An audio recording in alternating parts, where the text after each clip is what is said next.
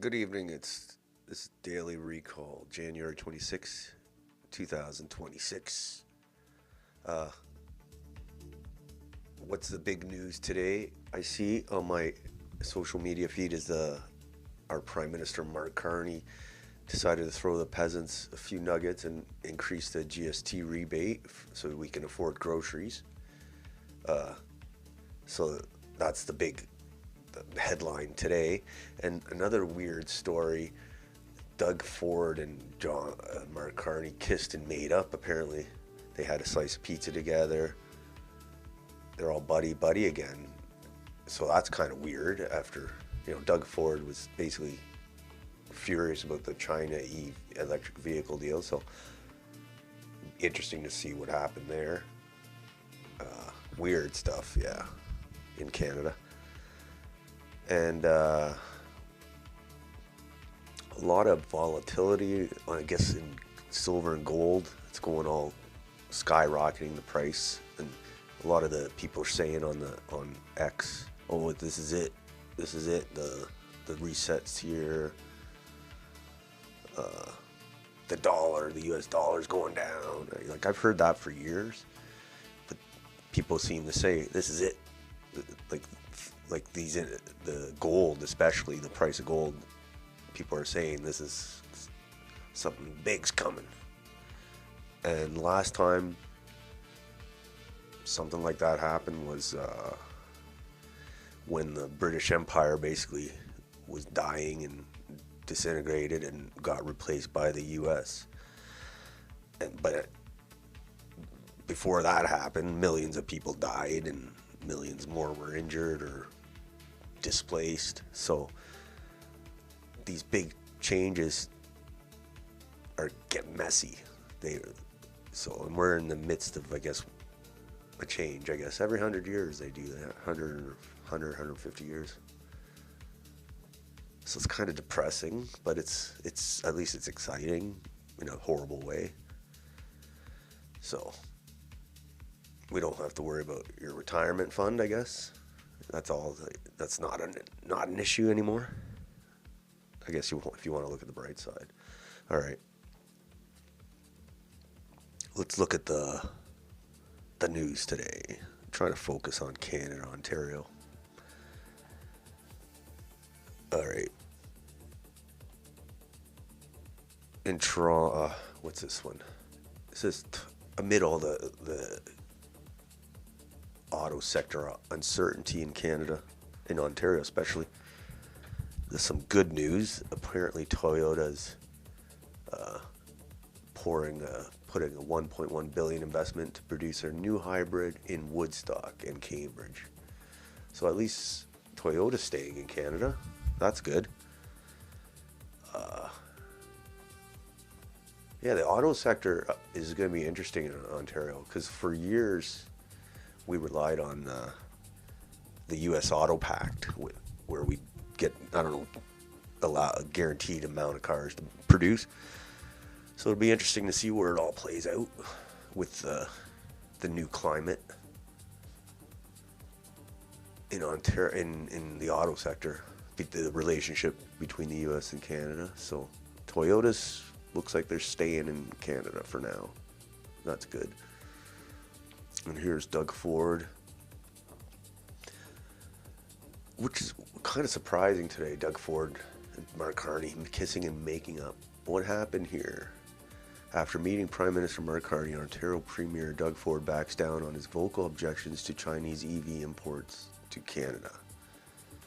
I'd be worried if you work in the Canadian auto sector. Yes, with Doug Ford in charge of Ontario, I wouldn't want to be in the auto sector for sure. Let's see what he says here. He's with Melanie Joly, the industry minister. Now they're best buds with the Liberals. Basically because they're all one party. Who knows what they said to Doug? Let's see. That's what we will always. I think I've been pretty clear how I feel, but we're going to move forward. And my number one goal, and I know it's the ministers, I know it's the prime ministers, is about protecting the auto workers. And if that means if company's going to come in, no matter if it's from China or over in Europe or over in Asia there, we have one request: build the vehicles here, protect the auto sector, make sure you get your parts here, make sure we get the technology here, make sure you follow the guidelines. That's what we will always vouch for, to make sure that our number one concern is to protect the existing auto workers. It's a big employer. He didn't sound very exuberant there. He obviously wants a Chinese plant to be built here. If he's that's that way he can look like he's protecting jobs. I'm sure the U.S. will love that. Who knows? Who knows what'll happen? I just can't see the U.S. being very. I mean, they might not be able to stop it. I don't know, but when they see Chinese cars over here, they're gonna go nuts. And they might be afraid of not just the Chinese. They say about spying, whatever, but I mean, every basically Chinese appliance we have is made in China, like your iPad and your TV. But I think they're worried that Americans would see how cheap the Chinese versions are, and then they'd want them in the States, so that's maybe why. Who knows?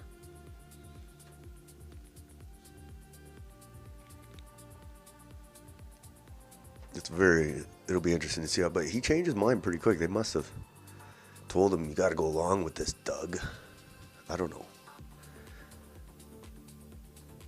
They're giving him probably assurances that the Chinese are going to build factories here for the parts and for the cars. That's part of the deal, maybe. Who knows? Also, they're going to do an auto task force. Ontario is getting a slice of PM Mark Carney's new auto task force. The Ford government, along with stakeholders, will get a seat at the table as the feds appear to be rewriting the country's auto plan. Yes, that's for sure. Definitely rewriting it. It's a change from the radio silence during Carney's China trip. Let's see this. This is Doug Ford and Mark. Ontario's auto sector now appears to have been brushed aside. All right. They got pizza together, isn't that? As the Prime isn't Minister that nice? unveiled a new federal affordability measure, he touched on the new EV trade deal with China. Last week's new strategic partnership with China will make available tens of thousands of affordable electric vehicles in Canada. The very same vehicles that Premier Doug Ford has encouraged Canadians to reject. Boycott the Chinese EV vehicles. Support. A total difference in Support opinion here. companies that are building vehicles What here. happened? But what looked like a growing rift between the Premier and the Prime Minister over the future of Ontario's auto sector now appears to have been brushed aside. The two had a 45-minute meeting, finished off with a slice of pizza. It looks like an election coming between Carneys. Despite a stilted exchange, the politicians insisted they still get along.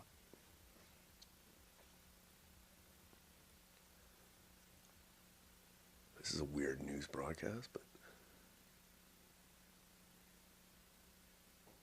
did I lose the audio? What's going on here?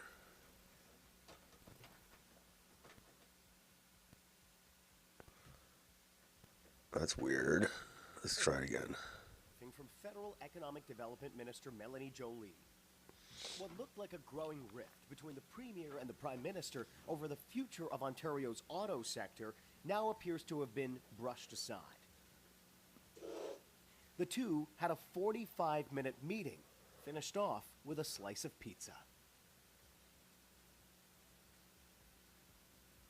This video is weird. Despite a stilted exchange, the politicians insisted they still get along. Maybe he uploaded the wrong video. That's weird. All right. Global news. What's going on? Okay. Yeah. So you saw how he's talking. At Queen's Park, a more formal briefing from Federal Economic Maybe it'll Development work Minister here. Melanie Joly, who announced the creation of a new auto manufacturing task force with the province, stakeholders, and the federal government. So I don't know what this Coming task up force is with going to do. Great auto strategy that the minister has put together that we're going to be part of. The details were unclear, but the federal government says it's reviewing its entire auto manufacturing strategy ahead of its free trade negotiations with the White House. 2025 was about reacting to what is happening in the U.S. We're screwed. 2026 Look at these will clowns. be about being proactive, having a plan, stick to it, and make sure basically that we're able to control what we can control. And after days of radio silence from the oh Prime my Minister, God. the Premier received assurances that there's always a slice for Ontario. At Queen's Park, Colin DeMello, Global News. So Doug wants his few auto plants here. That'll pay him off. It's hilarious. This is hilarious. Maybe they're right. Maybe they'll crush it with the new auto sector. But between Doug Ford and Mark Carney and Melanie Jolie, we're screwed, I think. Big problems. Big. They kissed and made up. What's this? Okay. Doug Ford calls federal auto strategy great and says Ontario will be part of it after meeting with Carney and Jolie. He called the auto strategy great. Let's see what it says.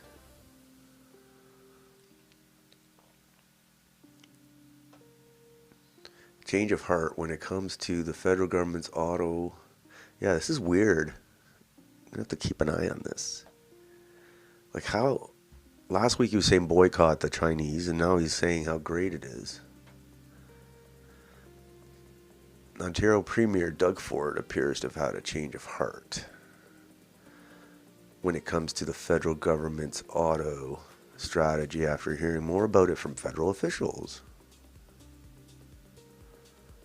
I also want to thank Minister Jolie for coming up with a great auto strategy that the minister has put together that we're going to be a part of. I wonder what the strategy is. I'd like to know. Ford said at a news conference with Jolie. So they got this awesome strategy. They did not unveil specifics. Ford said he still believes any countries bringing vehicles into Canada should support existing Canadian auto workers. So basically he just wants the Chinese to build plants here. That's all. That's fine.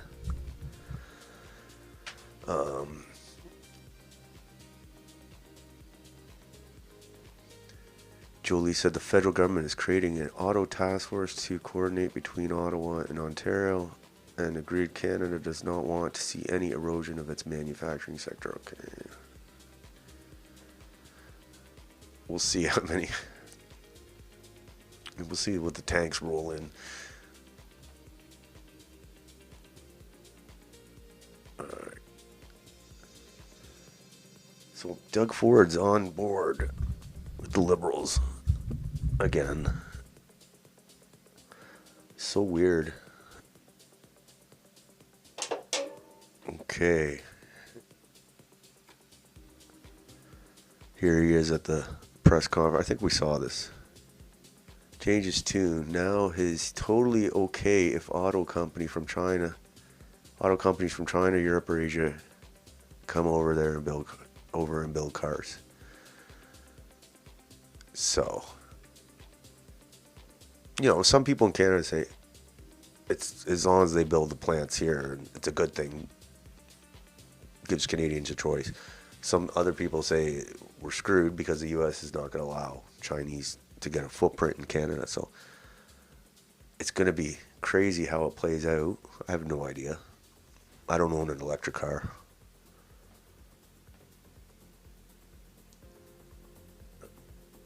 Let's see what he says. Make sure you follow the guidelines. We're going to move forward. And my number one goal, and I know it's the ministers, I know it's the prime ministers, is about protecting the auto workers.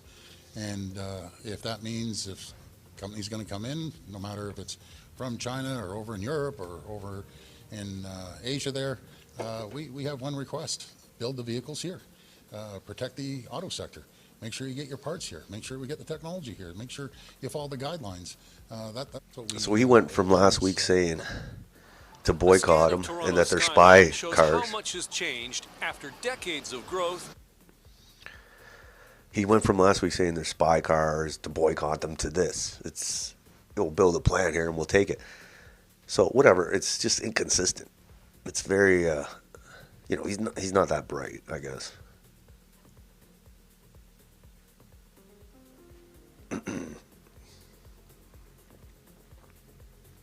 Here's a good one. Canada's economy was built on debt, hysteria, and the fantasy that immigration could prop up a housing bubble forever. So yeah, a lot of crazy real estate news in Toronto. Condo sales down 91%. Ontario economy. $20 billion hit to the economy. I believe 20 billion, 100,000 jobs. Yeah, the Canadian economy, it was like really relies on real estate, which is not good. Like real estate's for houses, for people to live, not as it shouldn't be a commodity. Like they allowed all these foreign investors to come in and this big Ponzi scheme we're in for. Looks like we'll see that. What's this say? Employs 225,000 people. A scan of Toronto's skyline shows how much has changed after decades of growth. Now only one crane can be seen, a symptom of an unprecedented slowdown. It should be If messy. current sales levels don't return to more historic ones, $20 billion will be taken out of the Ontario economy. Recent research commissioned by the Building Industry and Land Development Association shows how severe the downturn is. In December of 2025, the number of new home sales was 240. That's down 24% from 2024 and a whopping 82% from the 10-year average. Lower interest rates and lower prices should be driving buyers into the market. But economic uncertainty over tariffs means it no longer makes financial sense for builders to start new projects. The impact for workers has already begun, with predictions of much worse to come. We are seeing layoffs throughout the sector. A recent study that we did, if we don't return to more historic levels of sales activity and therefore construction activities, we could lose 100,000 jobs. Our sector in total employs 225,000 people directly and indirectly, so that would be a rather significant reduction. Although all housing types are seeing a slowdown, it's the condo market in the GTA that has felt the brunt of the decline. A report from Urbanation this week shows just how sharp the contraction has been. New condo sales in 2025 totaled 1,599 units. That number is down 60% from 2024 and 91% from the 10-year. Canada lives because... So, yeah, like Toronto real estate, I think it's just all the immigrants from the mass migration buying up condos in Toronto. Now that's drying up. We should let it happen. That's the last thing we need, is to worry about that kind of market.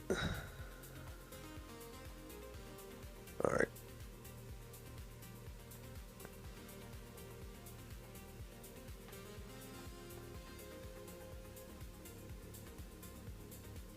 So this is the big story today. Carney announced a suite of food affordability measures, including boost to GST rebate. So you get more money back from the GST to buy groceries, which is good. I mean, getting more money is always good, I guess.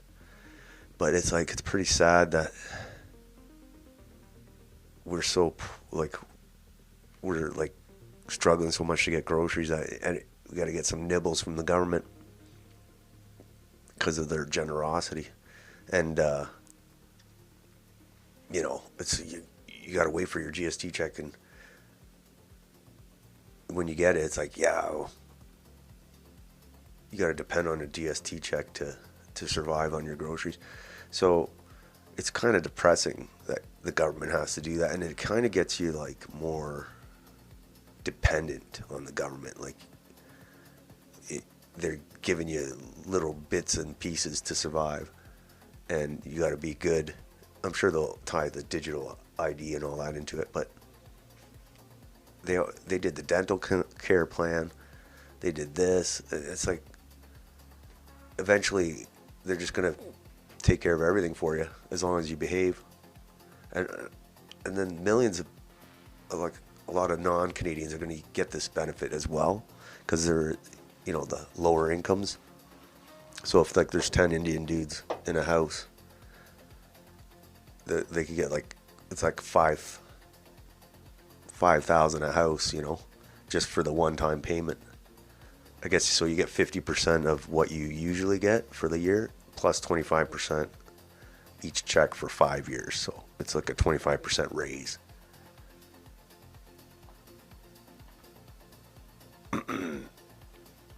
And it's like another thing is like, it sounds like a campaign gimmick, like they're getting ready for an election with stuff like this. Because, and he was asked about it, he said, no, we're not planning on, I don't know, he kind of hedged, but he said it's not, this isn't an election ploy, this GST rebate. So this looks like one though, that's for sure. We'll see if we have a spring election, which we very may well, because we have the the free trade negotiations with the U.S. in the summer. So they'll probably want to get an election before that, especially since some polls, I don't know, some polls show with a majority if they did the spring election. So could be a crazy spring in Canada. Let's see if they announce any more goodies before a spring election. Yeah, it's crazy, Canada. We thought with Trudeau gone, well, a lot of people thought. I didn't. A lot of people thought with Trudeau gone, it's like, okay, our nightmare's over, but I think the nightmare's just begun. And there's no Conservative Party of Canada to save it, because it's like the uniparty, literally. Just a different color. Blue and red. So here's the Conservative Party of India, I call it. I just saw this on my feed. So the Conservative Convention is this weekend in Calgary. And these guys are having a meet and mingle evening reception. So just a few Calgary MPs. I get it. They're Calgary MPs, so why not? But it just shows you, like, geez, Alberta, it's like Calgary's controlled by Indians, apparently. But, they're not going to stop. They're not going to do remigration. They're not going to do stopping immigration from India. Hell no. That's the Conservative Party. Like, we already know the Liberals aren't going to do it. You think the Conservatives are? I mean, look at their party. And I'm not saying anything bad. I'm saying the fact that they're not going to stop immigration from India. Look at them. If anything, they're going to encourage it and facilitate it. Meet and mingle. The Conservative Party of India. That's what they should call it. Why not? Pierre already speaks the Indian language. All right.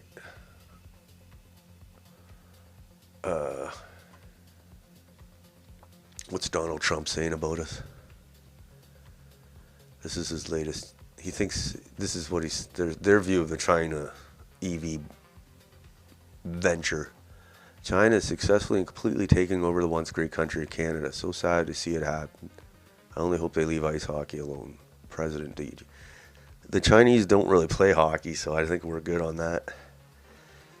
We could kill them in hockey anyway, no matter what. That's, at least we can say that.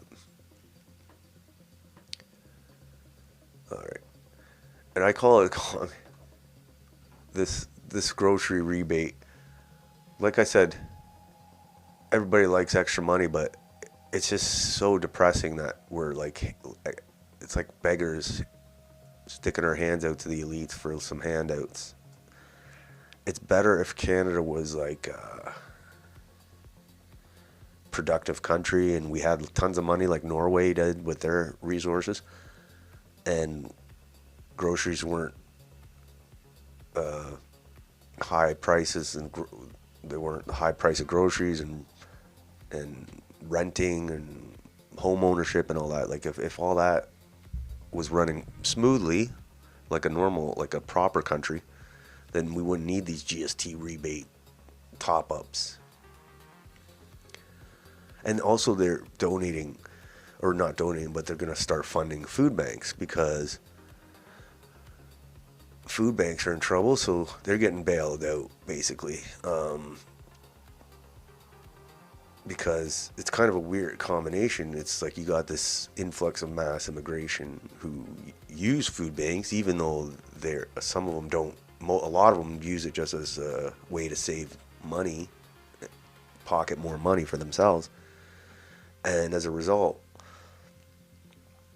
ordinary Canadians who normally generously donated to food banks stopped altogether. So now the government's coming in and spending money to top up food banks. So it's like a vicious loop, because the more money the government gives to food banks, the more people use it, and then it'll just get out. So then there's another point of like the UBI commie mindset is, we're going to give you GST rebates, plus we're going to have the food banks funded so you can go there as long as you depend on us, instead of like having a proper country, we have whatever this is. It's UBI in stealth, really. It feels like, that's what it feels like. All right. But, when people get free money, it's hard to say no. Especially when they're broke. But also it has this weird thing too, like the more social benefits, the lazier people get, but also you're not really incentivized to work, because once you reach a threshold, you don't qualify. But also, people are going to be calling their cousins back in the village in Africa or in India and saying, you got to come here and get all this free shit. So it only, the milk and honey just attracts more bees. All right. So yeah, Canada's kind of screwed here. How long before Trump sends some tanks over? I don't think that'll happen, but obviously Doug Ford and Mark Carney don't think that's going to happen, because they so far determined to bring Chinese cars here. And I'm not saying, to be honest, I'm not a car expert, and I'm not saying whether we should have Chinese cars or we shouldn't. All I'm saying is the Americans definitely don't want us to have it. So how far will they go to prevent that? That's the question. All right. That's the big question. Whether it's a good thing or a bad thing, I don't know. I'm not qualified to say that. But I know the States doesn't want it, and what they do is how they respond to it. It could be just bluster, like Donald Trump talks a lot. He doesn't really do anything when you look at it. He talks more than he does. So maybe they won't do anything. Or they'll just bitch and complain, that's it. Who knows? He said he's going to do 100% tariffs, but I don't, there's a lot of details there. All right, so the next one, this is going to be the last thing, is the chaos in the money markets. Silver and gold skyrocketing. Wish I bought a bunch of silver, damn it. And basically they say the US dollar is going to collapse and it'll be chaos and millions will die and there'll be war. And so they say this all the time. They say this for years, but it seems like more likely now for some reason.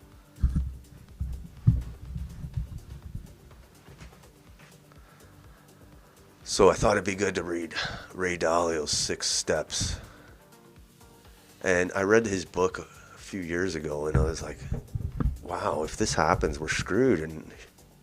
And he's pretty real respected, and it's everything he said in that book is like happening, but I guess it's not really hard to figure out if you look at the history of the world.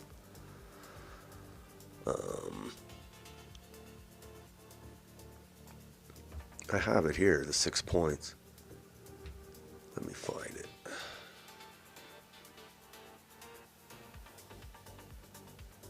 There it is. This is the book. Principles for Dealing with the Changing World Order. Why nations succeed and fail. So basically, the last time this happened was when the British Empire was dying. Then they had World War I, and then World War II. And by World War II, it was gone, and the Americans replaced them. And obviously horrible between both world wars, unimaginable. And it was kind of the advent of a new age post-World War.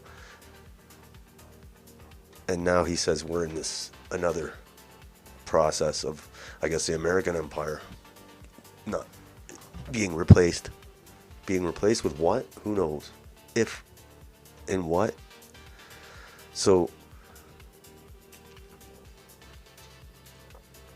his framework and principles for dealing with the changing world order describes the rise and fall of great powers in United States right now through repeating big cycles, with the internal disorder cycle consisting of 6 stages. The process is cyclical, so after stage 6, the old order typically collapses, which would be the US, just like the British, and a new one emerges, restarting at stage 1. So apparently we're at that stage 6. So that's not good. It's exciting, I guess. Alright, here are the 6 stages of the typical internal order disorder cycle as Dalio outlines them. So, number 1, new order begins. Strong new leadership consolidates power, restructures debts, establishes unity, and creates a new system after a period of conflict or breakdown. So that would be post-World War II. The U.S. took over, created all these international institutions, made the dollar basically the reserve currency for the world, and created all this stability. And they also restructured a lot of debt. So that's where we are. Stage 1 was post-World War II. Stage 2, system works well.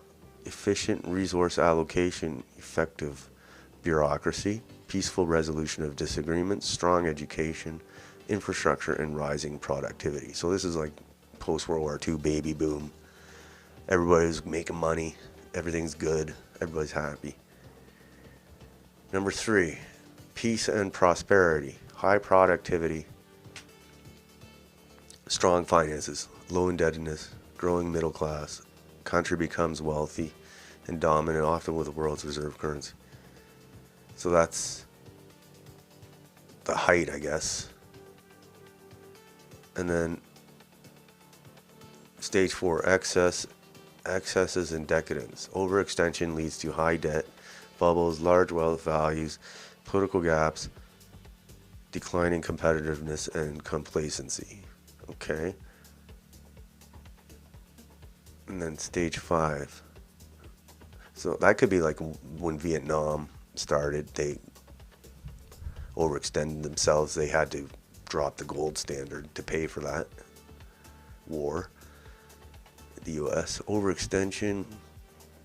Okay, so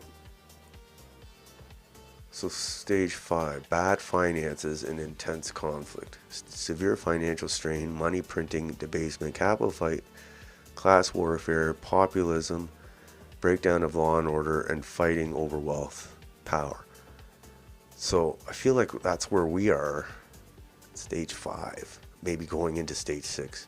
Oh, stage 6 is civil war, revolution, breakdown. So that's when shit gets crazy, is stage 6. So we're not quite there yet. We're at number 5. So severe financial strain, money printing debasement, that's happened. Capital flight, class warfare, it's happening. Populism, for sure. Nationalism, I would say. Lots of nationalism. Breakdown of law and order. You could see that. It's in the streets. People getting stabbed. And fighting over wealth and power. Yes. So we're not quite at stage 6. But we're on the cusp of it. That's according to the talk on X. And then number 6, civil war, revolution, and breakdown.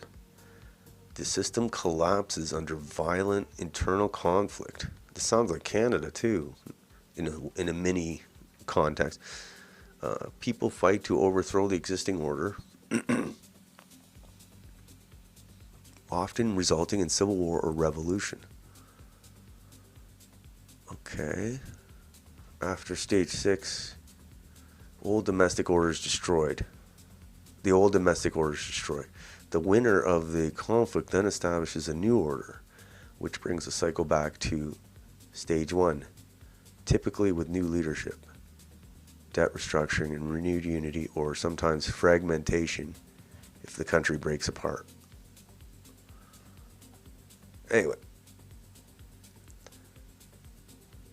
So, civil war, revolution, breakdown. Instead of civil war, probably more likely war between countries, which would be horrible. So yeah, we're at stage 5, basically. And that's it.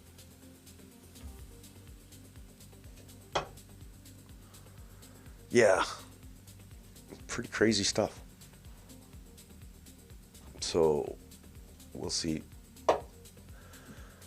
what happens next January 27th, tomorrow. And I'm sure something will happen. There's always something happening in 26. It's a pretty exciting year, actually. 25 was so boring compared to this.